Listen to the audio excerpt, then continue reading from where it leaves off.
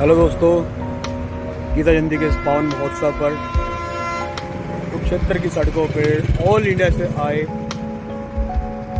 All artist जो बच्चे आए हुए हैं, जो खूबसूरत चित्रकारी इन दीवारों पर बना रहे हैं।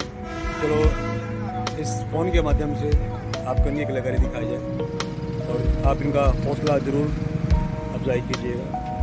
आइए दिखाता हूँ आपको इन सब की कलाकारी।